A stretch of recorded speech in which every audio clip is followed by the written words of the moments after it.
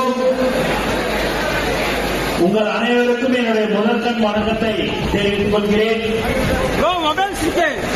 3 மாசத்துக்கு முன்னாடி மாண்புமிகு தமிழ்நாடு முதலமைச்சர் தூத்துக்குடி வந்தாரு. ஒரு பிரம்மாண்டமான ஒரு வரவேற்பு நீங்க கொடுத்தீங்க. அதே போல தளபதி இன்று முதலமைச்சராக இருக்கிறார். உண்மையாகவே தூத்துக்குடி மக்களுக்கு தமிழக வெற்றி கழகம் சார்பாக எங்களுடைய வாழ்த்துக்களையும் நன்றியும் நாங்கள் தெரிவிச்சுக்கிறோம்.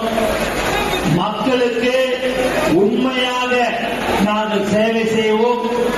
தளபதி மாண்பு முதலமைச்சர் அவர்கள் யார் ஒருவர் தவறு செய்தாலும் உடனடியாக நடவடிக்கைகள் எடுக்கக்கூடிய ஒரு தலைவராக, ஒரு முதலமைச்சராக தலைவர் தளபதி இருப்பார்.